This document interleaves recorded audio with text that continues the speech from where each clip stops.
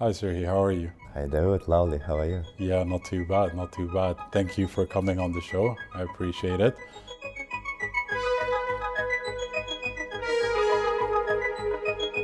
Serhi, firstly, what do you do? I am not sure. It's creative agency, running creative agency together with my partner, but it's evolving kind of business because we started as a typical game art outsourcing business. So when we used to live in Ukraine, we were doing art outsourcing for different gaming companies and indie developers. And recently we transitioned more into a creative agency where we're more like a strategic partner for our customers. And we are doing less of do this for us and more like where we collaborate with customers and we create projects together. Where's the furthest you got in the world of gaming in terms of what you created? Yeah, so actually before all of this, I was trying to become the best creperie in the world and making French crepes in my local town back in Ukraine. But I failed miserably. You failed, Mr. Field. Yeah, it was during summer, it was lovely, it was okay, a lot of people in the park. We had like this van where we were baking crepes. It was lovely. Then autumn came, it's rain season, and also I was a bit stupid because wherever money we were getting from sales, instead of putting them into, I don't know, for a dark day, for rainy day, and maybe for more marketing, I was just buying some stuff for our van because we had this concept like it's a French creperie van, and I wanted to have this retro radio. This is in Ukraine? Yeah, this lovely plants to hang in. Like I was really full into You're this fully into making the perfect crepe. Yeah, and I think I went a bit too far into it. Yeah, that sounds like you really went far into it. But were the crepes good? I loved them, yeah. I think you should do it. You should try it here in London. Yeah, I will show you. So you started making crepes Yeah, in Ukraine. and I crept myself in this. And so then I met a beautiful girl, and she was an artist. And one day, during my failure day after the French creperie stuff, I'm scrolling local Facebook, and I see she was an artist. She's still the artist. But she used to draw in very realistic styles, and what she used to do, she was just drawing pictures, portraits for people, for clients, and while still studying the university. But one day she posted to her feed something very, very different from what she used to be posting. It was a picture that looked like a screenshot from a game. And here I had this idea, okay, it looks like a screenshot from a game. Let me write to her and suggest maybe we will make like a game art outsourcing company. At this point, were you into video games or did you? No, not at all. Okay. Like I was playing some games, but it's not like I'm a huge gamer or something. What year is this? 2015 or 16. 2015, 16, Yeah, okay. somewhere there. So we are 8 years old now, so it's 15 or 16. Yeah, and I just wrote to her, said, look, you will be drawing, I will be searching for clients, and let's deal it 50-50.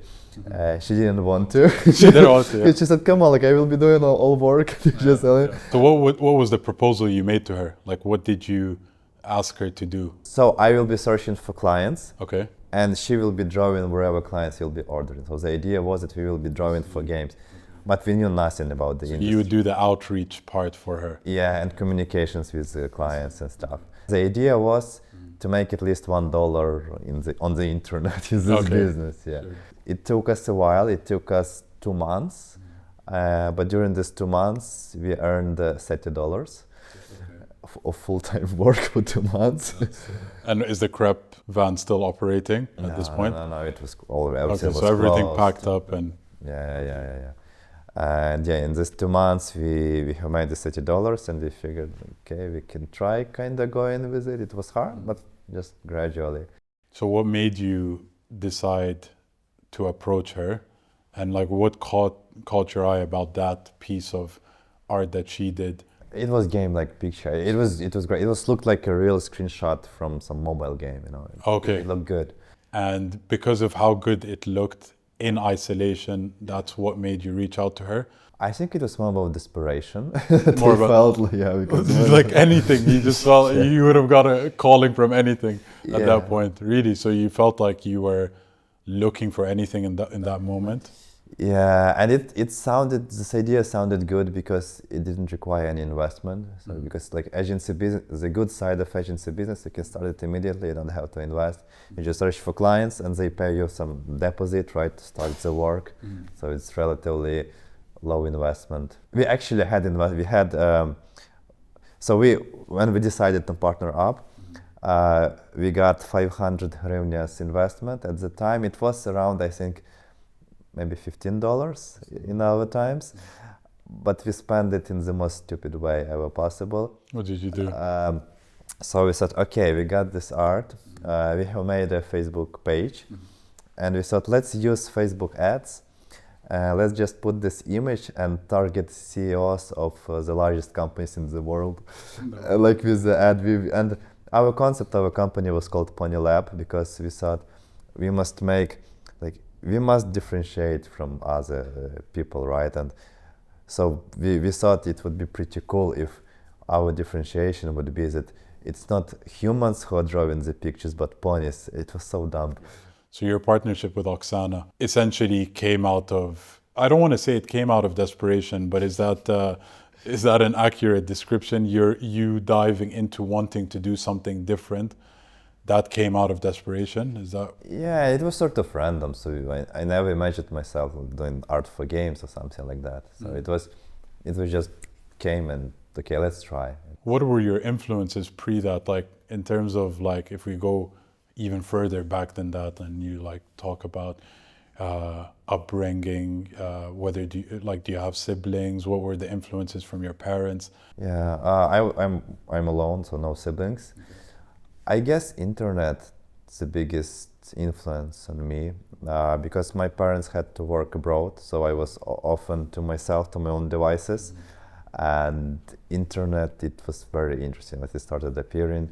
So I used to, because I lived with my grandma, but for some reason the computer was in my parents' house, so I had school during the weekdays, and on weekends I used to be going to the parents' house. They were not because they were abroad, but there was a computer, was internet, and during the weekends I had like to read stuff, to check stuff, and it was interesting because it exposed me to a lot of alternative thoughts and ideas that I haven't had in my environment, and it was. What were some of the things you got, or like from that period? I guess that the notion that everything is possible and like you can do anything if you wish, you just have to put your mind to it and try something. So at this point, you're creating artistic drawing. Does Oksana have any idea of the gaming world? Does she have any idea of who your clients are going to be? Like where the most demand will come from? Well, we nor she nor me, we haven't had an So idea. you both No, just blind kittens. But obviously we targeted US market because we had economical leverage by being in Ukraine. We can offer much cheaper prices than artists in US or in Europe. And that was our advantage. And did you have a language barrier? Because your English is very good. Oh, thank you. It's okay. But at that time, yeah, huge language barrier. We tried to write something, but yeah. Good point is that all the communication was written. So it was easier, but of course a lot of mistakes. I can imagine. So are you currently partnered with Oksana? Yeah, and now we are not only business partners, we are love partners also. You're love partners as well? Actually we started dating somewhere at that time, like 8 years ago. Okay, yeah. So you've aligned on more than one thing. Yeah, and like I know people say it's such a red flag to start business with the person whom you are dating, but it's been great for us. Really? How does that not cause complications? I think maybe because our area of responsibilities are different, so we don't clash that much. But even it was super different before because I was just responsible for all the sales and she just for art. But now we're integrating a lot of stuff together. But it's still great. I think if you find a person who is really like your soulmate, it's easier. Because you feel like she's your soulmate? Yeah, for sure. When did you get that feeling? It was ever evolving. Like first it's just sympathy, but then it just grows stronger and stronger. And You just know that you can trust the person. And we started dating almost immediately when we started business. So it was kind of simultaneous process. Okay, so you guys did a lot together, that means. Yeah. Okay. So for 8 years, our company is alive at the same time that we are dating, basically. So when officially did your company start together? Either 2015 or 16. Okay. Just Okay. And when did you move to London?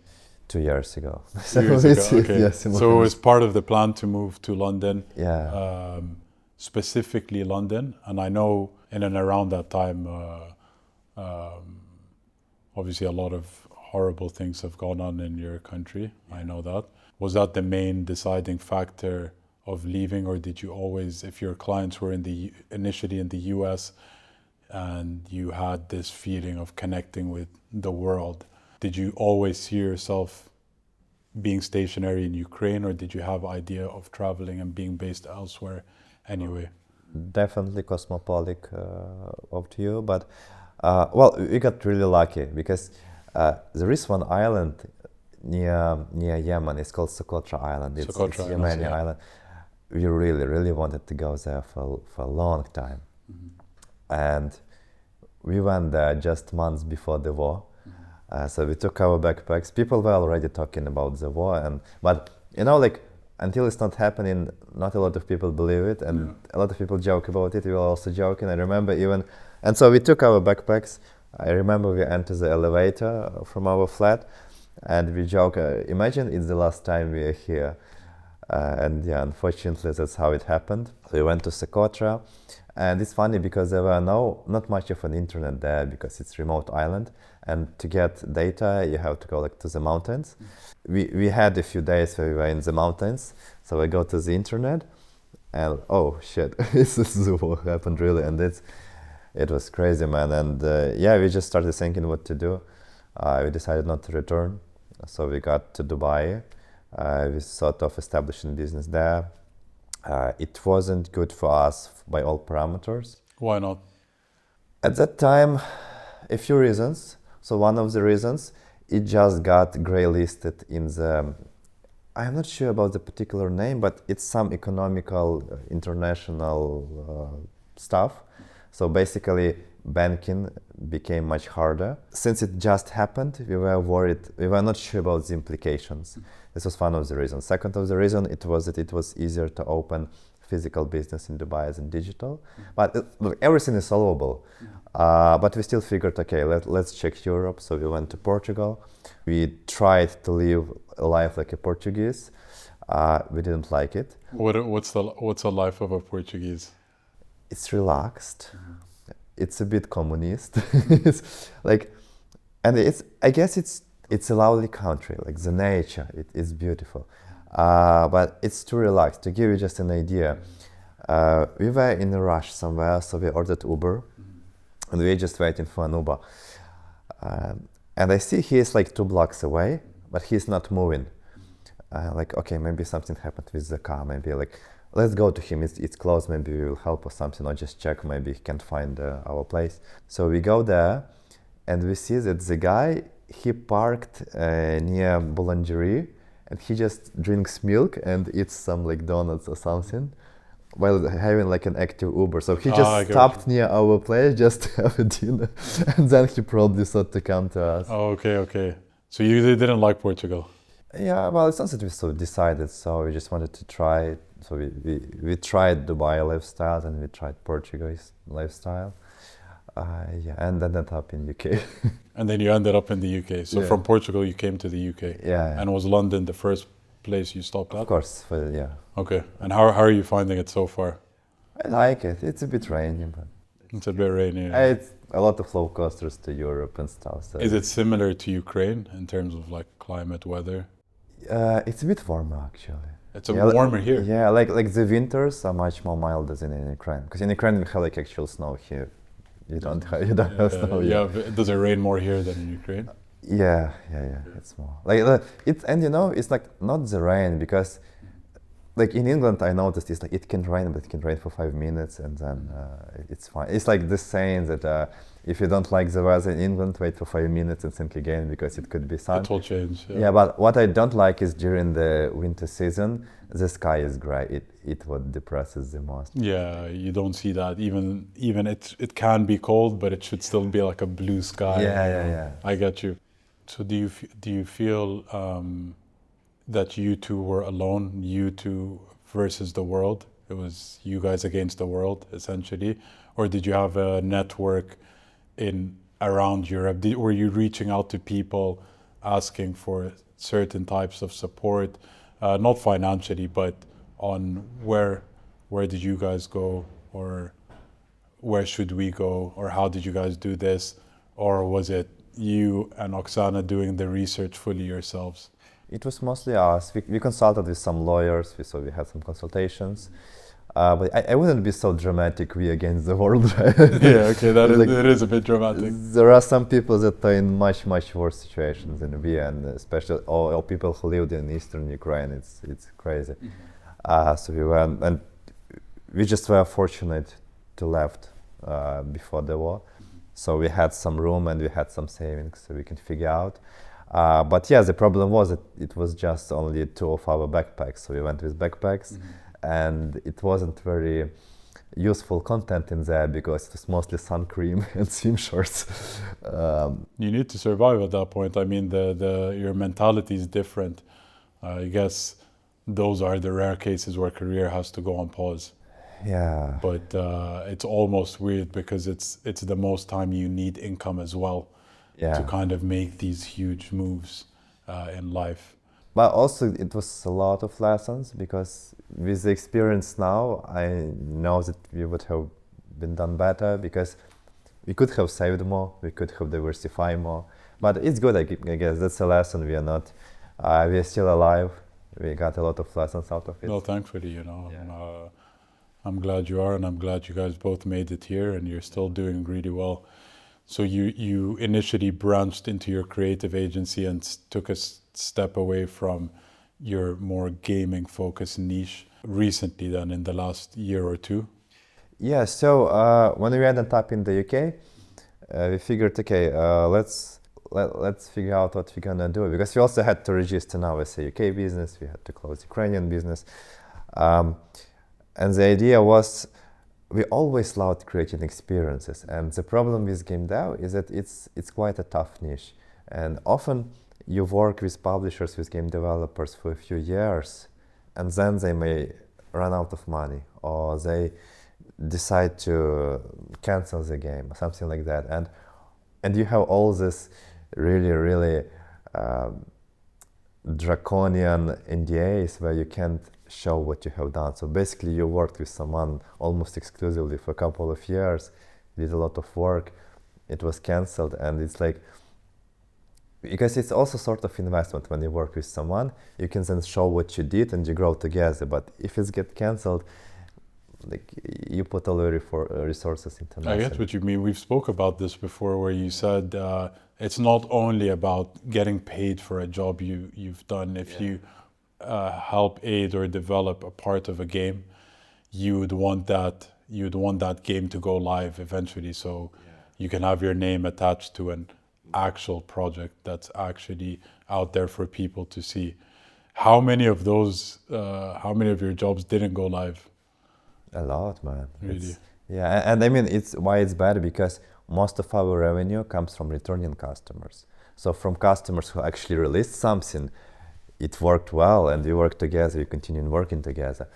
And sometimes when someone is new customer coming, you can make a discount for them, you help them out, but if it doesn't go anywhere, it's sad. So on that, two questions. Yeah. Why do so many people want to develop and make video games? Yeah. And why don't many succeed? Yeah, so to answer your first question, is because many people think that developing a game is the same as playing a game, which is definitely not. and it just involves so much, because on the high level overview, you just see a game and they think, okay, you just must have an idea and that's it.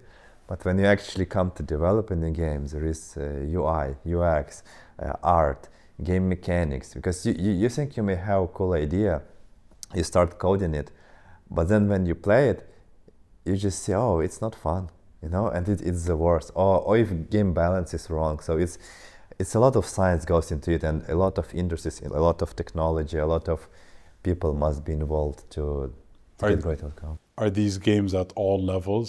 Are you, because I'm thinking, I mean, correct me if I'm wrong, but let's say a Pac-Man type game. Yeah. I'm assuming that's very simple. And then versus a God of War or a Call of Duty or something that has a lot more, a GTA, games with a lot more depth to them. Do they both take equal effort in their creation?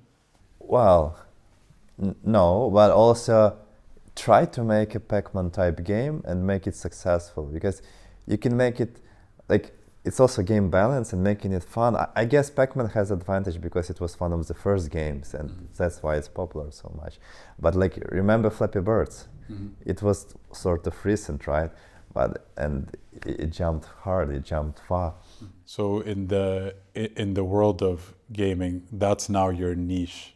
So you've now moved on to take on more than just the visual sides of games. You take on a lot more projects. Can you explain to me some of the different types of jobs you could take on creatively, and their scopes and how involved you are in them?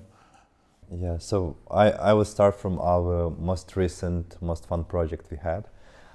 It was creating an invitation for billionaires party. It's also interesting the way how we got this job, because so when we got into the UK with our 2 backpacks, we figured, okay, let's leverage actually that we're in London, because when we lived in Western Ukraine, you don't have this access to international big personalities, right? And here we figured, okay, a lot of huge people live here. Let's try to do something cool for them. And we figured, okay, but probably if you want to reach out to them, they're getting a lot of people knocking at their front doors and like wanting to do something for them, and it's not gonna work if you just try to reach out like this. So we thought, let's try entering from the back door. And for some reason, our idea of the back door was to create a fake delivery company where we went full in. We had a lot of fun, where we made uniforms. We called it Future Delivers. We registered the website, futuredelivers.com. And so you created a full brand, like real brand, yeah, like DHL, but it's called Future Delivers. And the premise of this fake delivery company is that it delivers parcels from the future. And so what we did on the day X, Oksana and I dressed in our Future Delivers uniform. And it's also a great life hack, because so we had these vests, and if you have a vest, you can enter any place. And it was so funny how you were able to enter such places. People respect the vest. Yeah, because they see like, oh, you must be official. Yeah. And it was funny. So we enter one. So you two now have started a brand where you're a delivery company, but from the future. And are you two coming from the future? No, we are just making delivery. So on behalf of people sending things from the future. Yeah, and so how it happened. So for example, we enter office of a very high profile person who sells private jets, and it says that this person, he sent himself a parcel from the future to himself in the past, so in now. And the way how we enter his office, we ordered a robot dog from China, and we put a black box on this robot dog, and we customized it. So we also ordered we made a pen plotter robot. So it's basically a robot into which you can put a pen, then you connect it to your computer, you make an image, and it will draw for you like a custom image. So we custom painted this box with his portrait, and we came to his office. We say, here there is a parcel for himself. We left it. And what happens? He opens the box, and the moment he opens the box, there is a screen there embedded, which starts playing the music, like angelic music, kind of like in heaven. And there is a host, an old man. He also looks like, I don't know, like from heaven, some sort of angel. And he says, "Hello, Steve. You sent yourself a parcel from 2064 to your current self in 2023 when it happened. Yeah, and enjoy." So then he sees an antique box inside this other box. He opens it, and there is a tablet. He gets out the tablet, he unlocks it, And we have made a deep fake of him, so AI video where we cloned his voice and appearance. Are these people aware that they're about to receive this parcel? No idea. It was out of the blue. So out of the blue. Yeah. So some people must have been very scared. Yeah, imagine the intrigue. Okay. And so he watches the video where he himself in the future talks, and we made it like a trailer for the movie. Do you know, like every cool epic movie must have the sound of a falcon. Yeah. Like, so we put the sounds, like we made edits, and where he talks to himself, "Hi Steve, I came from the future," and we personalized. So we made 8 deliveries, if I'm not mistaken, to 8 different people, and we personalized the speech for each. So how did you choose these people that you're gonna send out? Because this is a huge investment into this one parcel. So who are the lucky 8 people that get this parcel? So if life teached us something, it was to diversify. So we tried to pick people from different industries, but people whom we generally liked, or industries that we liked. So people you were fans of? We never knew about them before, but when we started researching, like looking, okay, this company might be interesting, let's look up their CEO or something like that. So it's a marketing tactic? Yeah, it's a marketing tactic, yeah. So just to see with whom we would like to work with. So he watches the video, his future self talking to past self how everything is great. He wrote a book, it sold more than Harry Potter, etc., etc. But at the end he said, but I came to warn you. There are these 2 kids, Serhi and Oksana. Find and hire them immediately because they were the catalyst for the future that you have now. And like, so that was the concept. And then we made like also a custom website for this. We put a SIM card, so he can immediately respond with video or with audio or with text from this tablet and leave us a message. And that's how some of them invited us. And then we started working with some of them. One company sent us cease and desist letter. Cease and desist? Yeah. Wow, okay. And some just ignored. Mm-hmm. I mean, it's... and how did you do the actual delivery? So you wore the vest, you and Oksana, and you walked into their offices. With robot dog, yeah. With a robot dog as well. Okay. So you guys are fully coming from the future. Like you deliver in the robot dog, yeah. And it's funny because we go past security and they say like, with what company are you with? We say Future Deliver. And they look at our vest, it says Future Deliver, say, right, come here. Oh yeah, just this way. Okay. Did you put this campaign online for everyone to see? We wrote a blog post-mortem after that. Mm-hmm. Yeah, and it was mixed reviews. Some people enjoyed it, but it went semi-viral, and for some reason it went semi-viral in Asia, like in China. Okay. Our blog post was translated into Chinese, Korean. We put it on Hacker News, where it was mainly negative, which was interesting because we developed really thick skin after that, because at first I was worrying. Why was it negative? What were people saying? What didn't they like about it? The AI aspect of it. I think a lot of people are afraid of AI because it's already... This was 2023, right? Yeah. This was still when AI was pretty, I guess, not as mainstream as it is now. Yeah. So. But we put the article this year, 2024. Oh, you released? Yeah, the campaign was 2023, but you released the article after, okay. Yeah. So people should be more comfortable with the concept of AI. No, they scared. Or not really? I don't know, but it's just because it's also like Hacker News. A lot of people, they are too stubborn, they are critical overall. But it's fine. Do you think the world's moving to a fully AI place of no return? AI, if we were specific to your career, could make you redundant? It couldn't now, but if we would be doing what we were doing several years ago, yes, for sure. And we even started feeling that like maybe 3 years ago when the first like Midjourney appeared and stuff. So one of our most favorite offerings is concept art production. So it's when customer comes and they say, I have this vision, but we need concept art, because first typically you start with concept art. So this is It will basically look the like rough sketches, basically. Yeah, but at the end it's like complete render, but it's basically like a screenshot of the game. And when you have concept art, it's much clearer to make everything else, and you get the idea for the world, for the vibes, for the feel, and you can just create in this style everything, and you just show this concept art to everyone. to animators, to artists, and they continue creating assets. It was good because we had good margin on it, and it's also good because it's pretty straightforward task. So we have the idea for the world, we start with sketches, we show it to customers, they say what they like, and we then continue from there. So we had this process dialed in like completely. So it was low maintenance part of service offering, and we're really good at it. But with AI, now a lot of customers, they can just go to Midjourney, they can create a wipe. And so now typically a lot of customers come to us and say, I already have this concept art, can you create actual game assets for me now based on this? Yeah, that's what we do. That's moving very fast. Yeah. That's moving very fast. I'm sure a lot of people, so if there are people who are just starting, Yeah. they have to incorporate that as part of their business.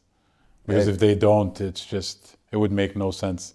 Yeah, because it saves time and it saves costs. And even now, like our offerings, because before that, our offering was more straightforward. We just say like, we can do this service, it will cost this much. But now we say, there are two ways. We can make this with AI, it will be this amount faster and this amount cheaper, or we can make everything from scratch. And because different people, they have different philosophical overview also on stuff, and there is also some legal gray zones here. So everyone picks depending on their risk appetite, on their budget, and what they want to achieve. So in terms of AI, is there a point where do you feel soon I can just tell AI, create me a game where XYZ happens, or create me a game where cars can fly and I want it to be set in the 60s and I want the people to look like this and I want there to be this, and AI would just go and do it? Yeah, absolutely.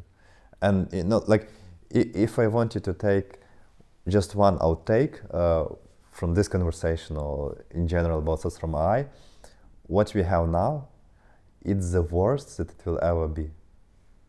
And like I had this mistakes, I would say mental mistakes in the past a lot.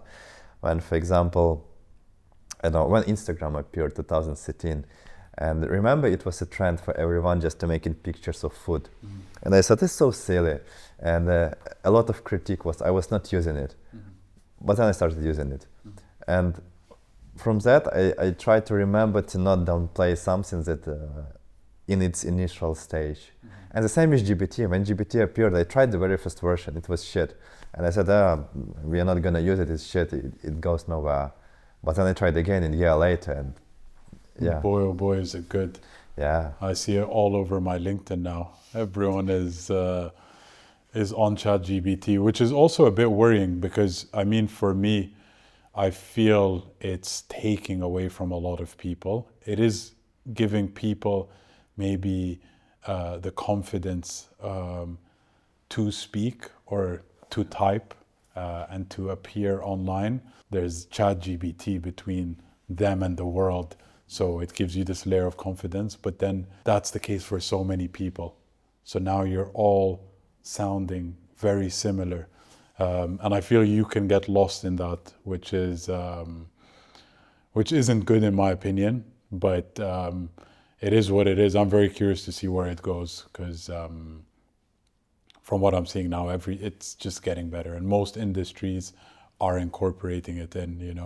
I don't know. Do you use Google search anymore, or? Actually, much less. Almost much less, right? Only when I actually want to get the first ads, like the first 3 results, when I am searching for something where I assume I want to receive the ad. Yeah, but mostly now I use Perplexity or GPT search. That's crazy. Or when I go to Google, I write a prompt and then add at the end Reddit.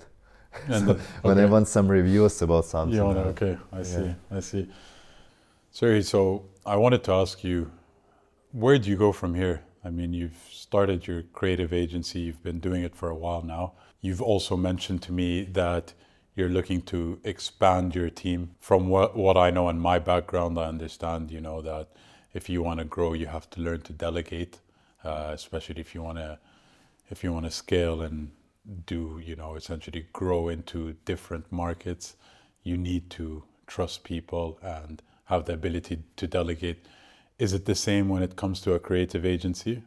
Yeah, absolutely. And people is the biggest resource. Like, we are blessed to have already a nice, great team. But yeah, and it's also like it's a blessing and a curse. So if you wanna scale your agency, you must scale your people. It's probably one thing that I don't like about agency business, because I like stay as much as agile as possible. Because the more people, the more chaos it brings also. And But I guess it's the more people also, the more good it could bring. Opportunity cost. yeah, but I guess we certainly don't want to become, I don't know, like Nasdaq trading creative agency, like an IPO or something. So we are still exploring what we want actually. Just for now, we know that we really love creating experiences. That's where we are heading right now. But the life will show, because we never planned to make Future Delivers, this fake delivery company, right? It just came this idea. We never planned to start making art outsourcing, right? It also just happened. And sometimes our clients bring us opportunities, like you and the podcast. Thank you for inviting. We'll just see how it goes. We'll just keep exploring, keep doing what we like, and see where it leads. Do you play sports? I do, yeah. What sports do you play? I try to rotate that because I'm getting bored like doing one sport. But like, I would say two sports are my main sports. It's just weight training. It's one sport. Another sport is parkour. I used to do it semi-professionally when I was 18, and semi-professionally means okay enough to participate in competitions, not good enough to win at any of them. So what would a parkour run look like for you? Like, what are we doing here? What's a semi-pro doing? A semi-pro parkour player? Are you a player? Are you a parkour player or a parkour runner? So it's a bit, like with snowboarders and with skiers, they have a bit of a clash. And similar, so there is parkour and there is free running. Okay, and so free running and parkour are totally different. Yeah, well, for okay, it depends how deep you wanna go. I wanna go deep. How different are they? Okay, so parkour. Yeah, it's about getting yourself efficiently from point A to point B, and it was founded by David Bell, French guy, father of whom was rescuer and firefighter, and this basically they put all the groundwork to invent parkour. So it's about efficiency, getting yourself as quickly and as energy efficiently from point A to point B. Free running, what's similar is that it's also getting yourself from point A to point B, but it's not about efficiency, it's about beauty. So here you have more acrobatics. Typically in parkour you don't do flips because it's unnecessary. It's like when you watch some really cool fighting movie and maybe Jackie Chan or someone does a flip, usually it's unnecessary. Like imagine you in fight, you wouldn't risk. That's could get you killed in the real world. Yeah, it doesn't make sense. Doesn't make sense. Yeah, so parkour is about like super strict sense about just getting efficiently. Free running is more like dancing, where you are doing flips, and you just get to be creative more, I would guess. Maybe parkour people will try to hate me for this, but... So free runners are more athletic than people in parkour, or... Not necessarily. If I understand correctly, someone who does parkour is better at getting from point A to B because they're very focused on the efficiency, or they've been training more on being efficient. Whereas a free runner is very conscious of incorporating more or looking better doing that same free run. Yeah, well, it's not also about looking better, it's just what feeling better, what feels better to you. And often people who do parkour, they also do free running, and people who do free running, they do parkour. So it's interchangeable disciplines, but there are some people who are focused strictly on one part of this discipline. And why do you do any type of sports? Like what in you makes you want to do sports? I just enjoy it, man. I like health. It's just fun. I always was doing something, and just your whole life growing up. Yeah, intensity was all the time different. But like when I was a little kid, I used to do gymnastics, then breakdance, then aikido. I got my white belt in aikido. I broke my hand. I abandoned aikido, and then went to parkour and like stuff like this. Do you feel balancing your career your physical side in terms of maintaining fit, your relationship, are things that can all exist, or do you feel sometimes one might slip out, and do you reconcile them? Is it something you're conscious of? Oh, I've missed the gym, I haven't been in this long. Oh, I haven't spoken to my best friend for a year now. Are these thoughts that you have, or are you in a place where you're solely focusing on one thing? Yeah, I guess right now we are just at the point where I'm just hustling at work, so it's mostly like my biggest EMPS focus right now. Well, I do feel sometimes imbalance, yeah, but An imbalance? imbalance, yeah. Okay. So And that's because you're focusing heavily on work? yeah, And because we just have to figure so much like stuff. Even like being in the UK, right? Like our visa is ending this year, so we have to figure to how we stay here. To do this, maybe we need to have better success in work, so maybe we can show this like to a visa person. Like a lot of just stuff that's, you know. And is this focus on work at the compromise of other things? Yeah, sometimes, yeah. And are you fine with that? Are you happy with that? Are you? Well, I guess it's entrepreneurship in general. Like I had to sacrifice a lot for in this 8 years to be where I am, and I am not in some like place where I'm king of the world, you know, or something like that. But still blessed. You're pretty successful. I am okay, but still blessed to be here. Like there are millions, maybe even billions people that are more successful than me. And what is success? Like, What is success? I don't know. I think it's when you are happy. Are you happy? I am happy, but I always think what's next. And I'm afraid of this. You're afraid of what can come next? I think the world's changed a lot in the last few years. And I think if we specifically hone into your world, yeah, there was COVID, and then immediately after the war. I think these are two major life events that you probably couldn't have predicted that would happen. But it's good that you're soldiering through. Do you feel you and Oksana are on the same page when it comes to your outlooks? Yeah, I mean, our vision is very similar. What we want from life. We know that we want a lot, and I like to give this example to my friends. Like, I think sometimes I feel sad that when I was a kid, maybe I wasn't thinking much about it. Like even like I wasn't thinking about opportunities that much, and you can do and you can achieve wherever you want. And one of the examples, one of the past presidents of the Ukraine, Yanukovych. So before becoming the president, he was actually in jail for stealing hats on the market. So yeah, and there are a lot of news with him because he is kind of dumb. And like imagine if this person who was stealing hats became a president of the country, like what you, a regular person, decent person, can achieve in the world. And I get you. you know, like, and bringing it back to me, for example, now I wish that I kind of thought when I was younger, or when I was finishing the school, I was thinking to go to university either in my town or in town 60 kilometers away that's a bit bigger. But I never thought about going, like, trying to go to Harvard, you know? Okay. Like, and why?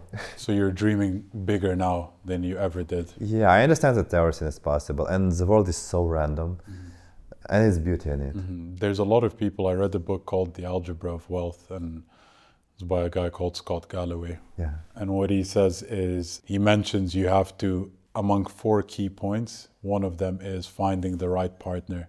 Do you feel you found the right partner? I am blessed, yeah. And how have you both found the maturity to communicate so well together and exist in harmony? It was work. It was work because when we started, we both were inexperienced in life, right? And you just get experience. And if, like, we know that we both have the best intentions for each other. So even when we disagree about something, we can have a conversation and try to understand and then find a way. Because most of our disagreements are work-wise, even like when customer says something and I have this idea, she has this idea, and we're not sure how to proceed, but then we know that at the end we just want the best result, so we find a way to make it work.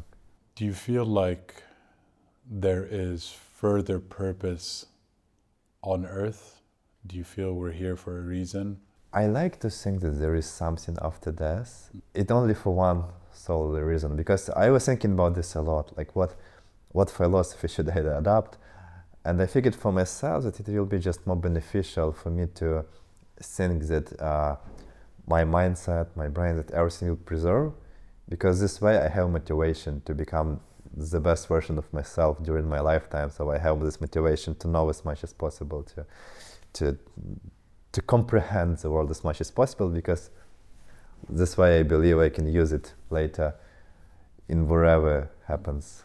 That sounds to me like you're conscious that you're using it as a coping mechanism. Yeah, yes. Okay, yeah, yeah. so you feel like you've done so much and you want to achieve so much that if that's all deleted one day, it's all for nothing. Yeah, in no a way. purpose. Yeah. So you would want it to be for something. Yeah.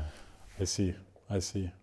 How much time do you invest in that philosophy, or how often do you revisit those thoughts?